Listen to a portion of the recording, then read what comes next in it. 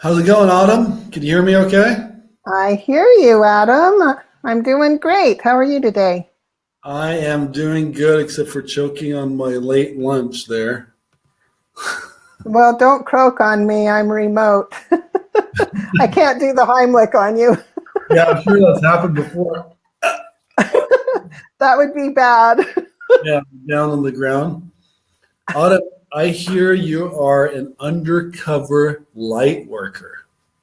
Yes, that is what people call me. So what does that mean, undercover? That means that I'm a light worker, but I hid that gift from other people for many, many years. And the Hmm. reason that I did is for just what you just said. What does that mean? And they would look at me really strangely, and they thought most people thought I was very strange when I said I was a light worker. And so for a lot of years, I just didn't tell people unless they were my very, very closest friends or family, because I'd get harassed about it. I was called the weird woo-woo lady, or I was called a witch, or I was called a weirdo, depending on who it was. Yeah. And now you just let everybody know, apparently, because you're on our show. Now everybody will know. Right? Right? Well, what happened, Adam, is there was an incident that occurred for me where I actually came into contact with Jesus himself. Hmm.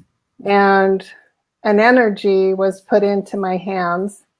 This was an energy that was weaker at the time, something that I've had most of my life, but I didn't understand what it was and I didn't know how to use it. And then I had this experience where Christ came into the room with me and actually put a light in my hand. And it was a very emotional, and in fact, today I still get quite emotional to tell people about it. It was extremely powerful, spiritual, emotional.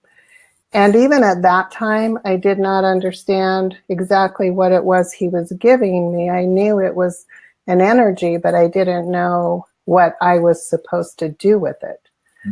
I knew that I was, from that moment on, to never keep it to myself again.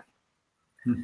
And it was about 2 weeks later that I went to what's called a Holy Fire Reiki class.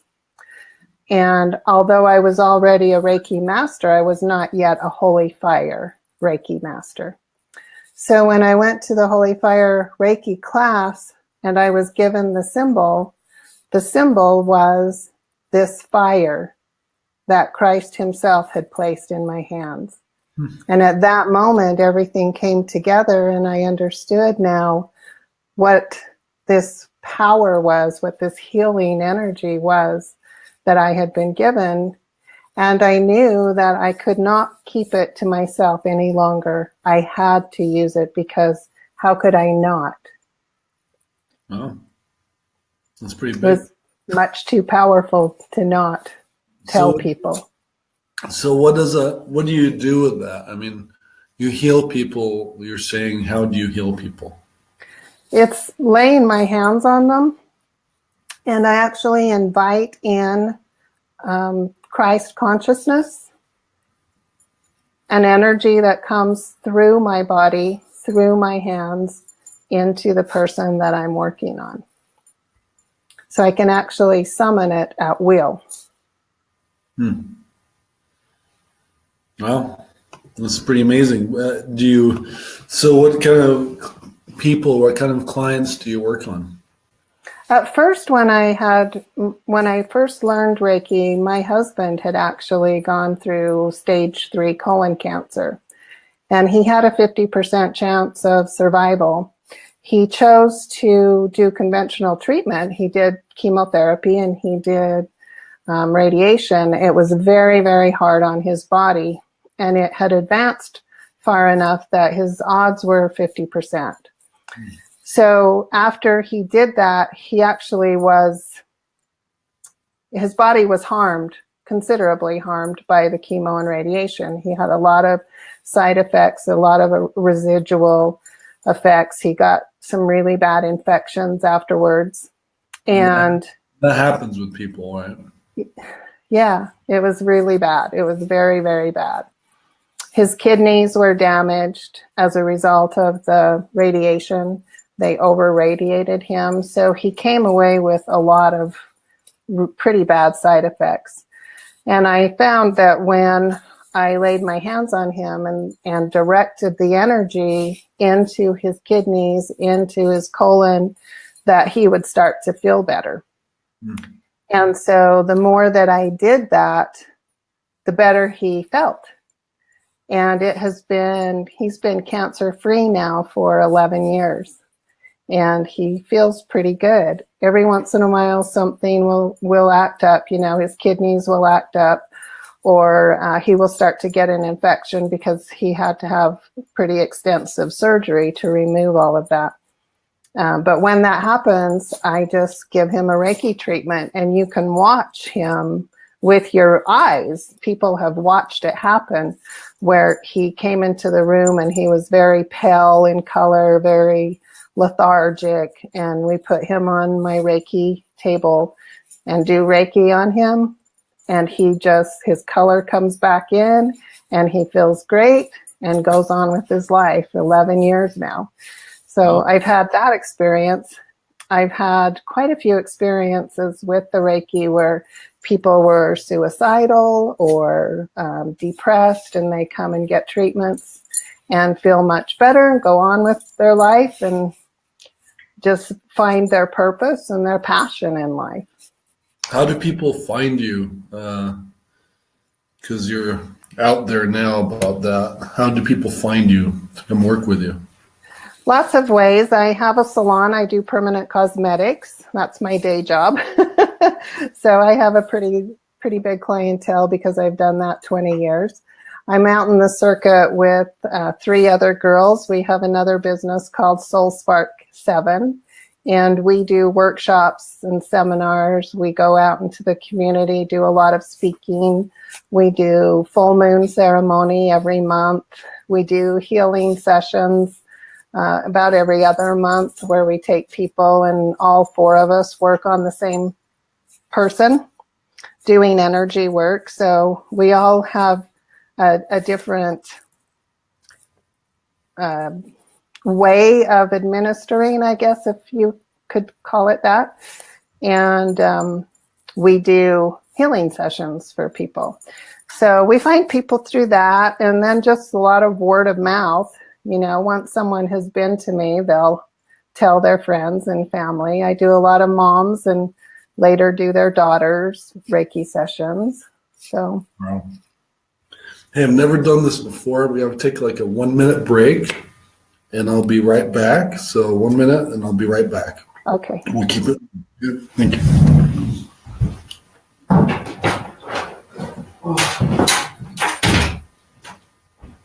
I hope I don't have to do the Heimlich maneuver remotely. That will be a first for Reiki, but I'm sending out on Reiki right now. Holy fire, holy fire, holy fire, Adam. Holy fire, holy fire, holy fire, Adam. Sending you light. Light entering your crown chakra. Bringing the light down to your 3rd eye. Into your throat chakra. And this light surrounds your throat chakra, helping you clear that piece of meat that you swallowed wrong. Holy fire, holy fire, holy fire.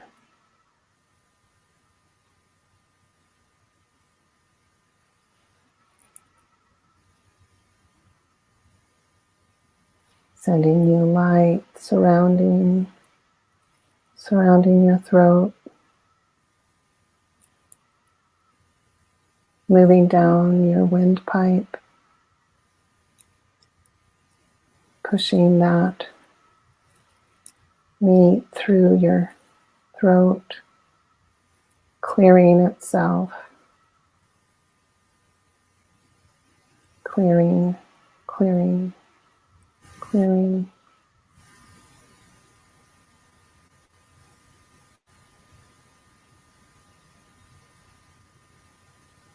And anyone who is listening right now, send light to Adam.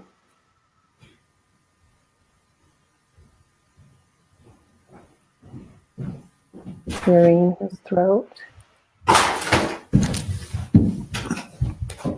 Hi. He's back. Are you okay? I'm back. I'm okay now, yes. I'm sorry about that, but it was not going to work out. That's okay. I was sending you Reiki remotely. Oh, thanks. I have had a dream about Christ too, actually. Yeah? Yeah. A dream? Oh, it was like a dream, like a very high-powered dream. It wasn't just like I dreamed about Jesus, but it definitely was a message for me. But we're talking about you. I just wanted Well, we'll have to interview you on your show someday, and you tell us about your experience. Yeah. I'm happy to talk to you about it later. Cool. So what do you look for? What people do you look for to help with? Like just I don't look, Adam. I do not feel that this is my place to say who needs Reiki or where it goes in their body. I can scan their body and feel blockages in their energy field, sometimes in their auras, sometimes in one or more, excuse me, of their chakras. But it is not my place to direct who it is or where it goes. Mm-hmm. People find me, they know it, they feel it, they sense it when they meet me or when they hear about me. They find me. And when they come, my job is simply to send the Reiki or the healing energy through them, and it will find where it needs to go. It has its own energy. It's directed from universe. I am simply a vessel. Great. Do you feel like, Reiki itself, people will be skeptic about it. Do you think that we all have the power to heal ourselves or each other? I do. I know that we do, because we are all children from one source, from one creator. And we are all the same, and we are all one. Once you find your path back to universal truth, then you also find your own healing powers. And yes, we definitely all have it. It may be something that calls to you, or maybe not. Maybe, maybe shamanism calls to you. Maybe, there's so many different kinds of energy work. I'm a shaman. I'm a bars facilitator, access consciousness. I'm a Reiki master. Some people say I'm a witch. That's fine if they want to call me that. I'm not afraid of that word. It's just a word. But my friend calls me a witch because some of it's just deduction, but some of it's intuition. And I'll tell him what he's doing. Hey, are you doing this, this, and this? And he's like, you're a witch. Yeah, I get that too. All the time. Oh, you're doing this? You can message me back still, dude. He's one of my best friends, so we have a loose way of talking to each other. When you say back, you said back to universal truth, right? What does that mean? That means we all come from the same place. We are all one. We are all one energy. It's like the sun, right? So if you have one sun and pieces of that sun break off and go flying through the universe, the sun is not complete. There are pieces broken off. So until those pieces come back together, the sun is not whole. And that's how our energies are. Each one of us make up the whole. And eventually, I believe that we will all find our way back to that. Rather, you can label people good or bad or whatever you want to label them, but we're not whole until we all return home together. Until we are. And make that sun. Why do we have this universal, why do we have this individual experience then? Well, I'm going to get way out there on you then. Karma. Yeah. So we all, I believe that we come back. We keep coming back until we fulfill our purpose. And we keep coming back again and again and again until we learn all of the lessons that we need to learn. And then we return to home. Sometimes I'm like, I don't want to learn any more lessons. Let's just move on. Yeah. I know. Sometimes it's really hard to, when you talk about yin and yang, darkness and light, it's hard to believe that you could come here to actually do something like sort of bad, right? Or that other people would label it as bad. But really, if you don't experience both, if you don't experience the darkness and the light, you don't have a complete experience of all of the various energies and experiences that are available to you to make you whole. So you can come and be, one of those people who does maybe what someone else would label bad, but really you're giving the experience, the opportunity for the other person to experience the opposite or the light. And you don't appreciate the light until you have the darkness to compare it to. So if you came here and all of your experiences were good and everything was just la, la, la, la, la all the time, and you're just happy and going through all these great experiences, you have nothing to compare. How do you appreciate fully and experience fully those wonderful light experiences if you don't have the opposite or the comparison of the darkness to reflect back to you that universal truth? Does that make sense? Yeah, no, it makes sense. And I've heard similar to that before, but what about just being in the pleasure and the joy of it and not ever having that, like you're saying, darkness experience? You could just be in that. Because when you enjoy something, you enjoy it. You don't really have to suffer before you enjoy it. If you only knew joy and you never experienced sorrow, would you really experience joy? I think so, but I was asking you. Yeah. I know this. And I can use my husband's cancer again as an example. My husband and I have been together 40 years, married 35 years. 40? Wow. Yeah. Yeah. He's a really great guy, a really great husband. But I didn't fully appreciate him until I almost lost him.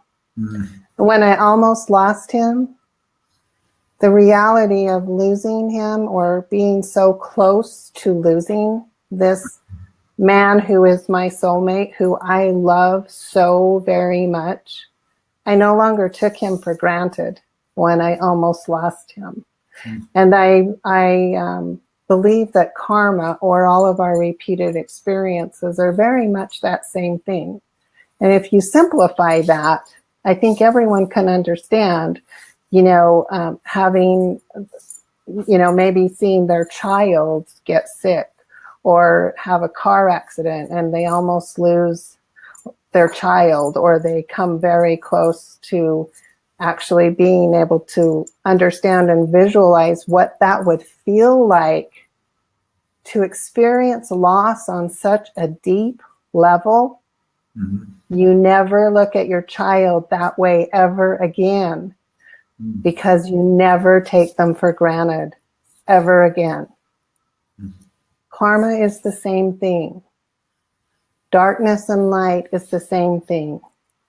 When you experience sorrow, you never again take joy for granted. You embrace that joy and you fill yourself with passion. So how, the concept of this show is performing your best. How does your work help people perform at their best? A lot of it is your perception. I think a lot of people get stuck in their everyday habits and perceptions about what their life is like. So I'll use a client, for example. This client had experienced drug addiction. She had experienced alcoholism. She had experienced deep, deep depression. So when she started coming, this was her mindset. This was where she lived. This was all she knew.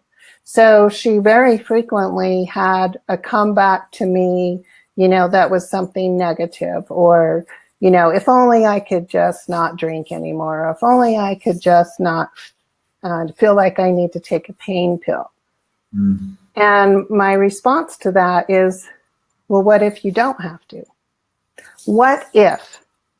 That's my biggest question, to open up that person's mind. What if you really can create something different? And I believe that you can. It's just that a lot of people haven't been taught how to think differently or how to program their life differently.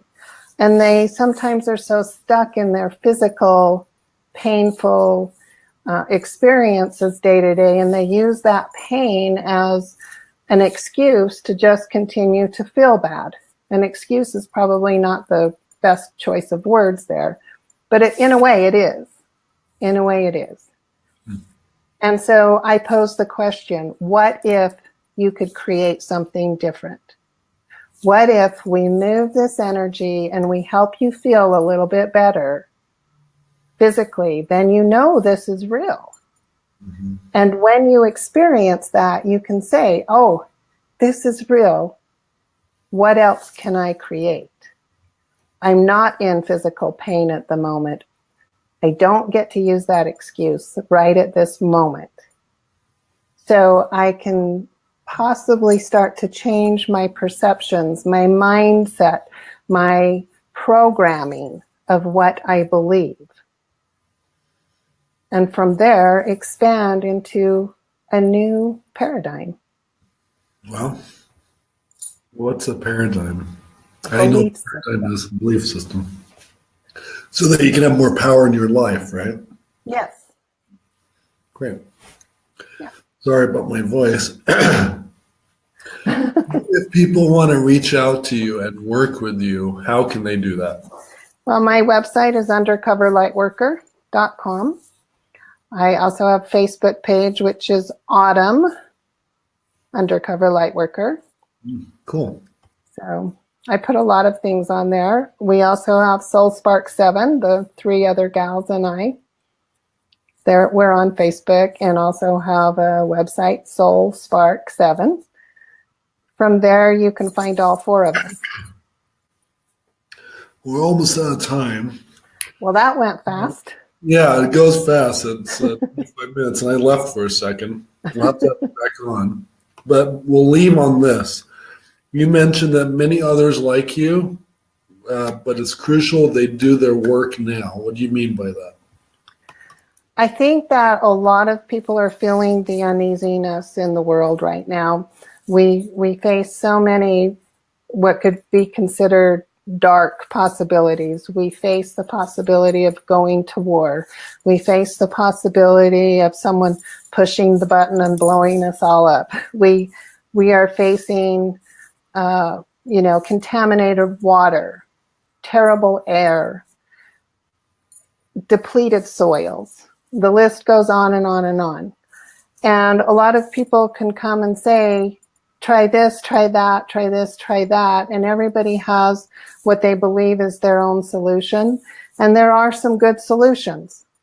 But I don't believe there is any better solution than everyone gathering in light and bringing light to the planet. Great. And that is a matter of you bringing in through meditation and connecting to source, connecting to universal truth, each and every person connecting to that and being the light themselves.